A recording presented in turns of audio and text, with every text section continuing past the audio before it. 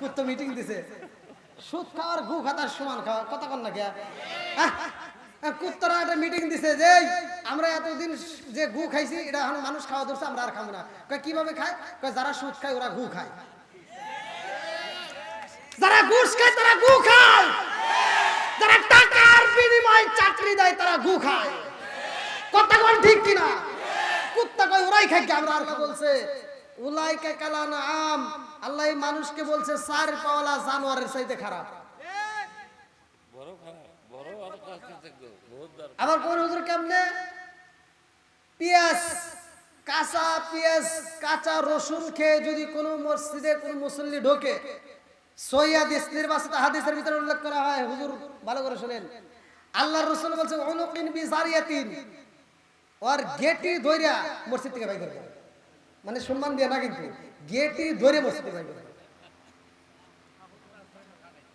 কাঁচা পেঁয়াজ কাঁচা রসুন খাইয়ে মসজিদে যাওয়া যাবে কথা বল না কে আর আমাদের কিছু মুসল্লি আছে মসজিদের ভিতর বাথরুমের ভিতর মসজিদের যে বাথরুম আছে হে বাথরুমে বসে বসে বিড়ি খায় কথা কন না কে মসজিদের বাথরুমে ঢুকছি হেনে যা দিয়ে বিড়ির মোতা করে রয়েছে আচ্ছা মহিলার কি বাড়ি থেকে ঝাড় দিয়ে মসজিদে বাথরুমে থিয়েছে এটা এই বদমাইশরা খাইছে বিড়ি খোর কথা কন না কে আমি টাঙ্গাইলে এই ওয়াজের ভিতর আমি কইছি যে দেখেন নেশা সম্পর্কে আমি বলছি যে নেশা করা যাবে না মধুমিনুল খমার আল্লাহ রাসূল নিষেধ করছে যদি কোনো ব্যক্তি নেশাগ্রস্ত অবস্থায় মারা যায় তাহলে তার কালেমা নসিব হবে না কথা কোন ঠিক কিনা ওয়াজটা তো ভালো নেশা করা যাবে না এবার এক মুরব্বির গায়ে লেগেছে মুরব্বি আমার ওয়াজের শেষে রুমের ভিতর যায় করতেছে হুজুর আপনার সবকিছু ঠিক আছে পুরো ওয়াজের ভিতর মাত্র 2টা জায়গায় ভুল হয়েছে কইলাম কি কি ভুল হয়েছে তে কই যে আপনি যে বিড়ির কথা কইলেন আপনি কি বিড়ি খান কইলাম না কই তাহলে আপনি এই ওয়াজ করলেন কেন এই বিড়ির যে কি উপকার এটা কি আপনি বোঝেন আবার কি রে আমি তো এটা জানি না তোকে বিড়ির কি উপকার আমি বলি আপনি শোনেন কইলাম কোন মানে ভুল তো মানুষের হয় কতক্ষণ ঠিক কিনা তা আমি চিন্তা আমার ভুল হতেই পারে তো মুরব্বীর কাছে একটু জ্ঞান নেই তো বলতেছে যে হাফ কেজি দুধ খেলে যে উপকার একটা বিড়ি খেলে তার চেয়ে বেশি উপকার যারা বিড়ি খায় এদের কাছে এডি কতক্ষণ ঠিক কিনা আছে না নাই ও যদি বিড়ির যদি নেশা ওঠে রে ভাই আর ঘরের ভিতরে থাকতো না ও বউ ছাড়তে পারে বিড়ি ছাড়তে পারে না কতক্ষণ না গিয়া আছে না নাই আমি ওয়াজ করছি বিড়ি খাতে উনি বলতেছে যে বিড়ি এত উপকার বললাম আচ্ছা এটা নাই বুঝলাম বিড়ির গায়ে তো লেখা আছে ধূমপান স্বাস্থ্যের জন্য ক্ষতিকর কতক্ষণ ঠিক কিনা মৃত্যু ঘটায় আছে না নাই আরে বুড়া এখন বুঝলেন আর কিছুদিন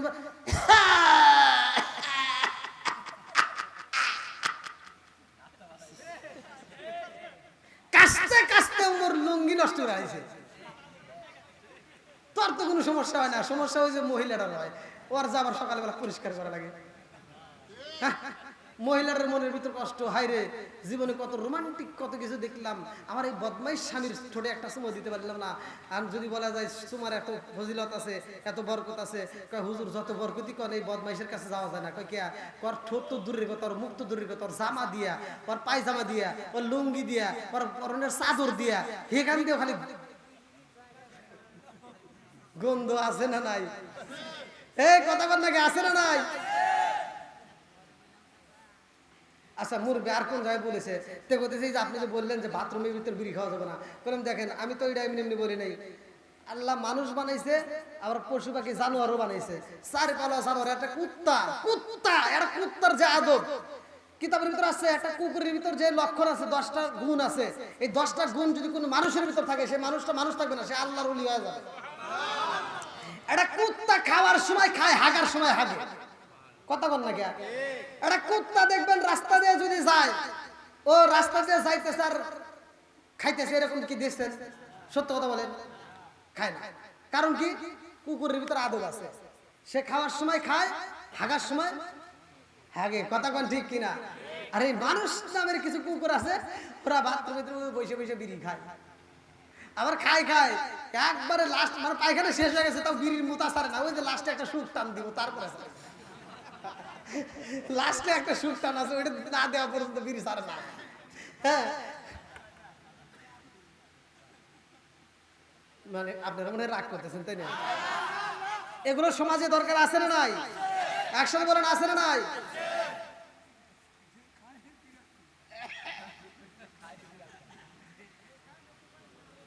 ভাই রাগ করেন না, এটা ভালোর জন্যই বলতেছি। আমি যদিও একটু হিটমূলক হয়ে যায় ওয়াজের মঞ্চে, তারপরে ওগুলো বলতে হয়। এত কই তারপরেও তো মানুষ বোঝে না, কথা কোন ঠিক কিনা? এটা কুত্তো বুঝে কুত্তো গু খা বাদ দিছে। এই মুরব্বী, আপনি সত্য কথা বলবেন। ছোটবেলায় মুরব্বীরা বলবেন, ছোটবেলায় বাচ্চা পোলাপান যখন পায়খানা করছে পিছনে কুত্তা এসে খায় নাই? হ্যাঁ, হাই রে সাদে সাদে খাইছে, সাইটে সাইটে খাইছে, কথা কয় না কে? এত মজা পাইছে, এখন কি আর কুত্তো গু খায়? কথা বল। এখন কুত্তো খাই কি? আমরা আর খাবো না। এখন ওই যে গ্রামের লোকজন মুরব্বীরা, ওই যারা সুদ খোর ওরা খাওয়া ধরছে, আমরা আর কুত্তো মিটিং দিছে সুদ খাওয়ার গু খাতার সমান খাওয়া, কথা কন না কে? কুত্তরা একটা মিটিং দিছে যে আমরা এতদিন যে গু খাইছি এটা এখন মানুষ খাওয়া ধরছে, আমরা আর খাবো না। কিভাবে খায়? যারা সুদ খায় ওরা গু খায়, যারা ঘুষ খায় তারা গু খায়, যারা টাকার বিনিময়ে চাকরি দেয় তারা গু খায়, কথা কোন ঠিক কিনা? কুত্তা কয় ওরাই খায়, আমরা আর খাবো না। ঠিক আছে নি? তাইলে ঘুষ চলবে,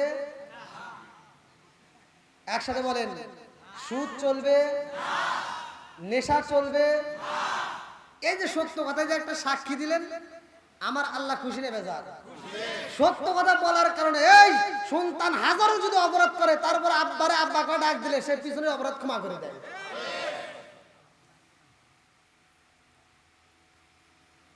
আবার ঘরের ভিতরে এখন পুরুষরা তো যতটুকু কইছি, মহিলার ওপর খালি হাসতেছে, দিছে বাস। কিন্তু মহিলারা যে আবার ওখানে দোষ আছে এটা কিন্তু ওরা বুঝেই না, কথা বল না, ওরা বোঝেই না। ওখানে দেখবেন প্রত্যেকটা ফ্যামিলিতে বউ শাশুড়ির দ্বন্দ্ব আছে না নাই? আমি আজকে ওয়াজ দিয়ে গেলাম, আপনারা রাগ করেন না। আল্লাহ বলছে ওয়া ইদা কুরিয়াল কুরআনু ফাসতামিউ লাহু ওয়া আনসিতু লাআল্লাকুম তুরহামুন। এই একটা আয়াত আপনারা বাড়িতে নিয়ে যাবেন, যেই ঘরের ভিতর স্বামী স্ত্রীর ভিতর দ্বন্দ্ব, বউ শাশুড়ির ভিতর দ্বন্দ্ব, এই আয়াতের উপর নির্ভর করে আপনি আমল করবেন। আমি বলে দিচ্ছি, আগামীকাল সকালবেলা ফজরের নামাজ পড়ে আপনি কোরআন তেলাওয়াত জারি করে দিবেন। ওই ঘরের ভিতরে টিভির সুইচটা বন্ধ করে দিয়া কোরআন তেলাওয়াত করেন।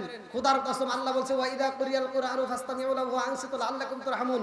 যেইখানে কোরআন তেলাওয়াত করা হয় ওইখানে আল্লাহর রহমত বর্ষিত হয়।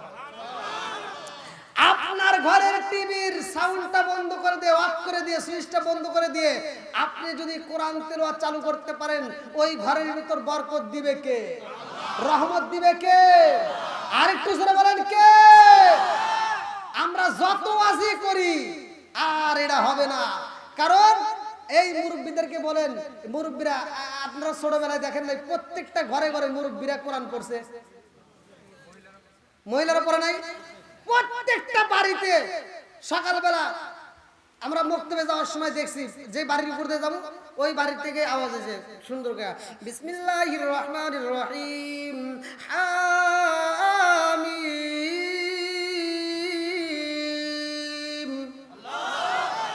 তানজিলুল কিতাবি মিনাল্লাহিল আজিজিল হাকিম মা খালাকনাস সামাওয়াতি ওয়াল আরদা ওয়া মা বাইনাহুমা ইল্লা বিল হাক্কি ওয়া আজালিন মুসাম্মা ওয়াল্লাযীনা কাফারু আম্মা উনজিরু মুরিদুন কুল আরাআইতুম মা তাদউনা মিন দুনিল্লাহি আরুনি মাযা খালাকু মিনাল আরদি আম লাহুম শিরকুন ফিস সামাওয়াত ইতুনি বিকিতাবিম মিন ক্বাবলি হাযা ওয়া তারাতুম মিন ইলমিন ইন কুনতুম সাদিকিন ওয়া মান আদাল্লু মিম্মান ইয়াদউ মিন দুনিল্লাহি মান লা ইয়াস্তাজিবু লাহু ইলা ইয়াউমিল কিয়ামাতি ওয়া হুম আন দুআইহিম গাফিলুন ওয়া ইযা হুশিরান নাসু কানু লাহুম وكانوا بعبادتهم كافرين وإذا تتلى عليهم آياتنا بينات قال الذين كفروا للحق لما جاءهم هذا سحر مبين أم يقولون افترى قل إن افتريته فلا تملكون لي من الله شيئا هو أعلم بما تفيدون فيه كفى به شهيدا بيني وبينكم وهو الغفور الرحيم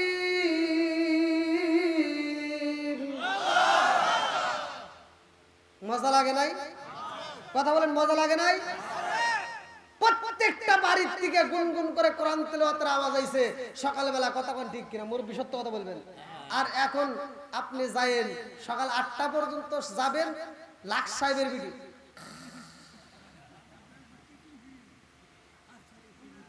আছে না নাই? কারণ কি?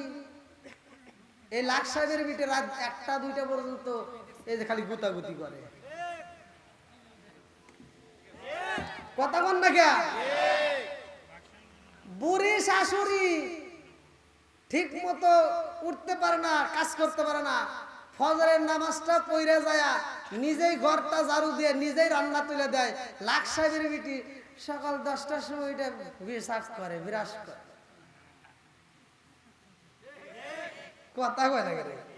টাঙ্গালে মনে হয় নাই গিয়া।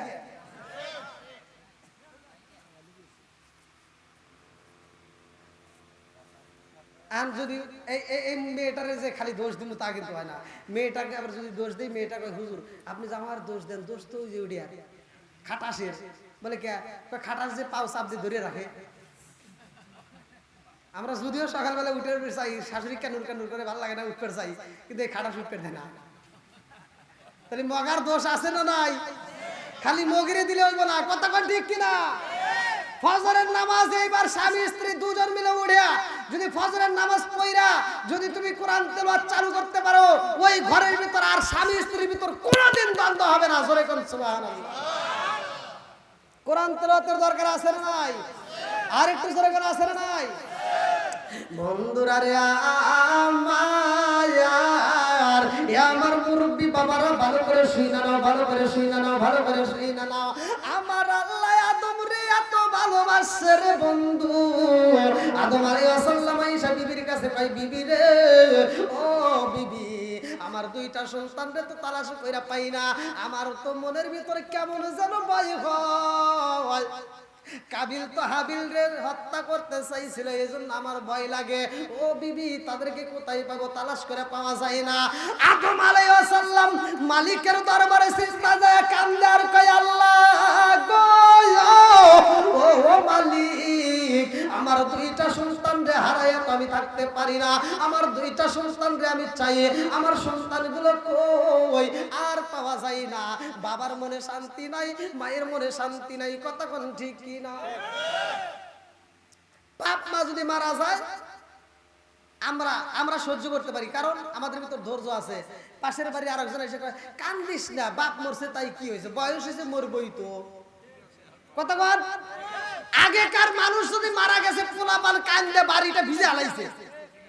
এখন কি আর কান্দে? এখন কান্দা উঠে গেছে। কথা কোন ঠিক কিনা?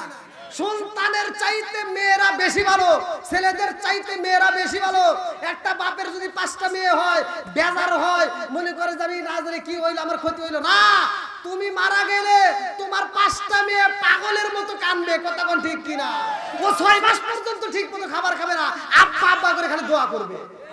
আর তোর সন্তান যদি 5টা মেয়ে না হয়, 5টা ছেলে হয়, ওই সন্তানগুলো তোরে কবর দিয়া মাটি দিয়ে আসার সময় জমির হিসাব করবো, আর মাটি দিয়ে বাড়িতে না যা শাসলে বসে চা খায় আর বিড়ি খায়। কথা কয় না কেন?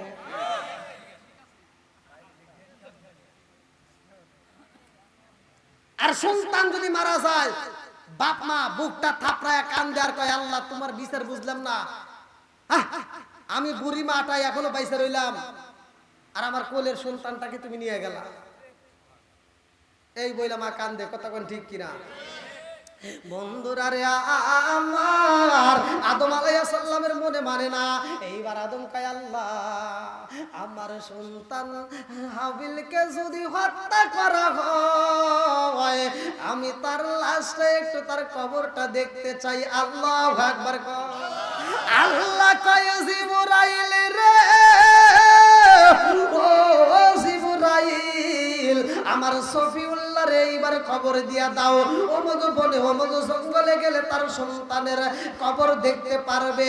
যাও যাও যাও, তাড়াতাড়ি যাও। এইবার আদম আলাইহিস সালাম রওনা দিল। আল্লাহু আকবার কম। কিন্তু রাত তো অনেক হয়ে গেল। রাত না, একটা টাইম দিয়েছিলেন, একটা হয়ে গেছে। আপনারা যে টাইম দিয়েছেন সেই টাইমের উপরেও আরো পার হয়ে গেছে।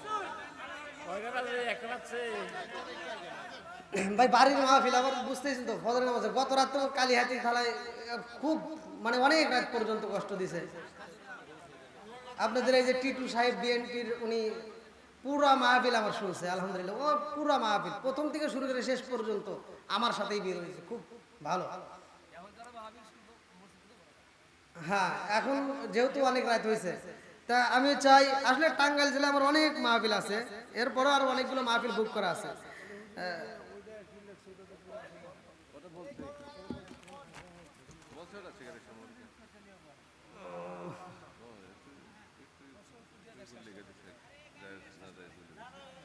হায় হায়, আবার কি লেগছে রে? বিড়ি খাওয়া ইমামের পিছনে নামাজ হবে কিনা দেখছেন নি? এটা কথা হইলো ইমাম, আহ, এটা কি মাইনে নেওয়া যাইব? হ্যাঁ, ইমাম কোনদিন বিড়ি খেতে পারে? এটা তো প্রশ্নই তো আসে না মনে হয়। এই কেউ কথা বলবেন না, ভুল মানুষেরই হয়, কথা বল ঠিক কিনা? যে যেটা খায় এটার মজা পায়। একজন সুদ খায়, কথা বল।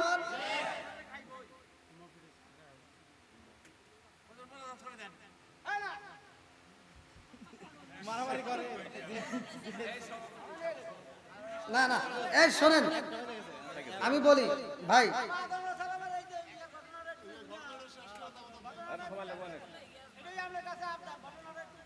এই ঘটনা যদি বলতে যাই মুরব্বী বাবা, একটু আমার কথা শোনেন। হ্যাঁ আলহামদুলিল্লাহ আমি বুঝতে পারছি, কিন্তু আমার বিষয়টা একটু শোনেন। এই দেখেন রাতে 1টা বাজে, তাও একটা প্রতিষ্ঠানের মাহফিলে এত রাত হয় না, 12:30টার মধ্যে হুজুর শেষ হয়ে যায়।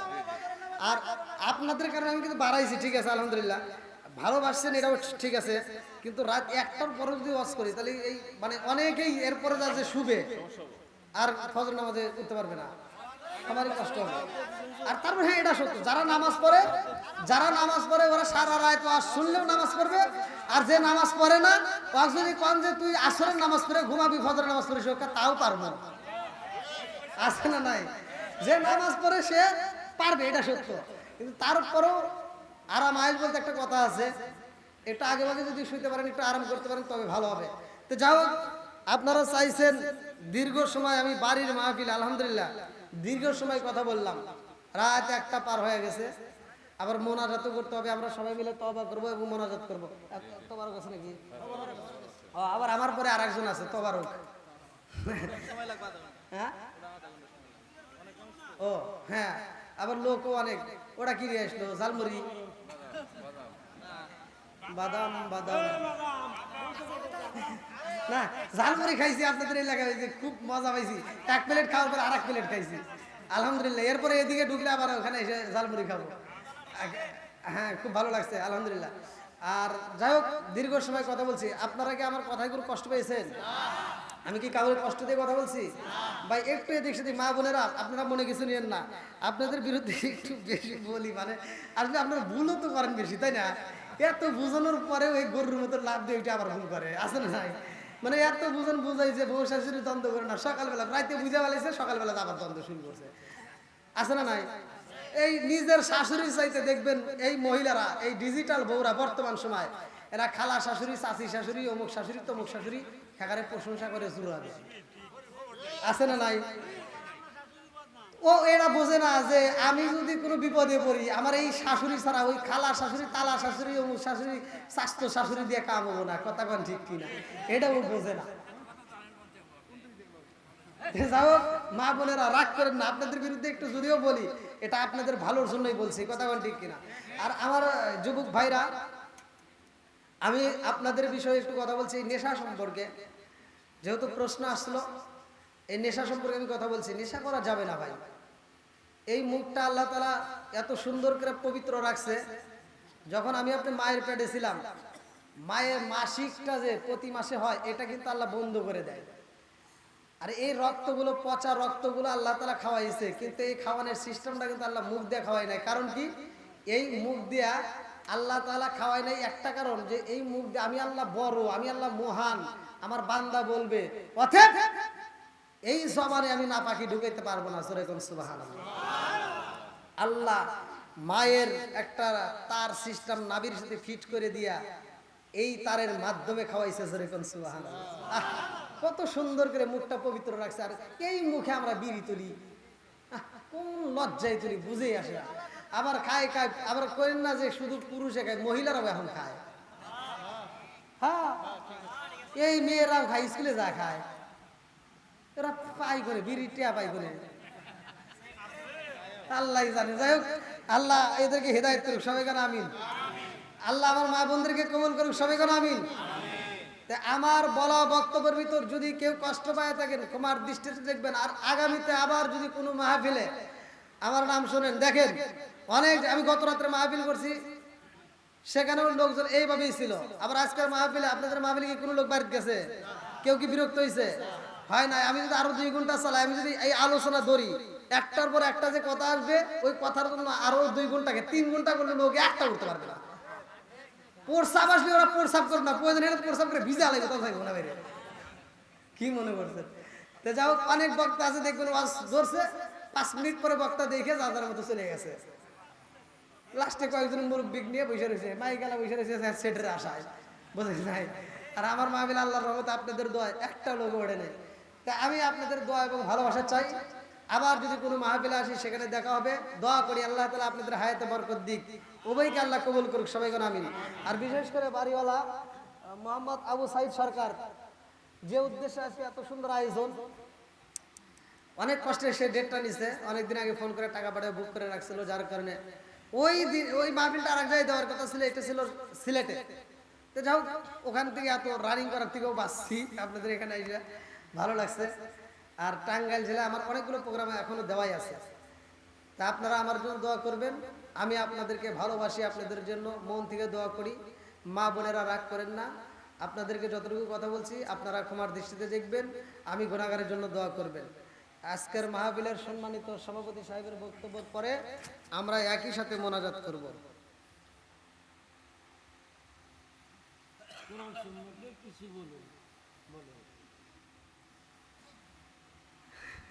প্রশ্ন তো করছেন, কিন্তু প্রশ্নের উত্তর দিবে এই ওয়াজ দেওয়ার পরে বহুত সময় লাগবে। লেখছে এলাকার যুবকরা বিয়ে করতে চায়, মা বাবা বিয়ে করায় না। কোন তো কি উত্তর দেব? আরে কি দিরানি বাইরে জালা, ও মোর জালা রে জালা, কি দিরানি ভাই। দেখছেন এই জালা আর কি দেনি বাবু, এই মা বাবারে ধরে দাও, আমি এখন দাঁড় করে শাস্তি দিব। কি কষ্টের একটা কথা লিখছে, তাহলে কোন তো এলাকার যুবকেরা বিয়ে করতে চায়, মা বাবা বিয়ে করে না, এই মা বাবাকে ধরে পেলে আমি একটা শাস্তি দিতাম। এই বাস্তব ভিতরে করেই দিয়ে গেছি নাকি। এই সন্তান, যেই ছেলে এবং মেয়ে বিবাহের উপযুক্ত হয়, তাদেরকে সুন্দর উত্তম পাত্র পাত্রী দেখে বিবাহ ব্যবস্থা করা, এটা মা বাবার দায়িত্ব। আর এটা যদি না করো, এই সন্তান যদি কোনো গুনার কাজ করে, তাইলে এই গুনাহ কিন্তু আপনার আমল নামায় যাবে, কথা বলেন ঠিক কিনা। সন্তান বিয়ে করে, হায় রে কি কষ্টের কথা লিখছে রে। হায় এই তুই আমার সাথে যোগাযোগ করিস। এইটা আমার কাছে এই যে শুনছো, এই যে 42 দিন এক ওয়াক্ত নামাজ কামাই দিবে না, তার বাপ মা যদি বিয়া না করা, আমি করাবো। কে রে? 42 দিন এক ওয়াক্ত নামাজ কামাই করবে না, 42 দিন একটা না পায় একটা ওয়াক্ত নামাজ কামাই দেবে না, তার বাপ মা যদি বিয়া না করা, আমি করাবো। দেখছেন কি কষ্টের প্রশ্নগুলো আসতেছে। আর বয়স দেখো না, কে বয়স হয় নাই, একই সাথে তো রুহ সৃষ্টি হয়েছে। বয়স হয়েছে কি না হয়েছে দেখেন, সকালবেলা লুঙ্গিনে দৌড় পারে, তখন সবাই পারে না। যাই হোক, সভাপতিকে আসছে, সভাপতিকে আপনি এই যে মহিলাদের প্যান্ডেল দিকে আল্লাহর রহমতে আমাকে গিফট করছে, অনেক মাহফিলে অনেক টাকা আসে, আপনাদের টাঙ্গা দিয়ে সর্বোচ্চ হাদিয়া পাইছি বেশি। তা আজকেও মাহফিলে মা বোনেরা দান করছে, যেই মা দান করছে আল্লাহ তাআলা তার দানটাকে কবুল করুক, সবাই কোন আমিন। ওই মায়ের মনে আশা পূরণ করুক, সবাই কোন আমিন। আর কেউ আবার জানি এই পাম শুনে দেন, আবার কেউ আমাকে টেহা দিয়ে না, আমি কিন্তু কইতেছি না যে আমাকে টেহা দেন, মানে অনেক জায়গায় টাঙ্গালে সর্বোচ্চ পাইছে আলহামদুলিল্লাহ। তো যাও, আজকের মাহফিলের সভাপতিকে বক্তৃতা দিবে কে? বক্তব্য নাই, আমি দোয়া করতে খালি এটা বলে শেষ করে দেন, আমি মনোনীত করে দেবো নাকি কোন। এটা লাইন দেন, এই সাউন্ড সিস্টেম করে শেষ হয়ে গেল নাকি? হ্যাঁ, ও ও বিয়ের কথা বলে দৌড় দিল নাকি যে হুজুর ওয়াজ করছে কাম হয়েছে আলহামদুলিল্লাহ ও এটাও মহিলাদের ব্যান্ডেজ আলহামদুলিল্লাহ এই লাইন দাও হ্যাঁ আলহামদুলিল্লাহ অত্যন্ত গুরুত্বপূর্ণ আলোচনা করেছেন আমাদের সবার কেমন লাগে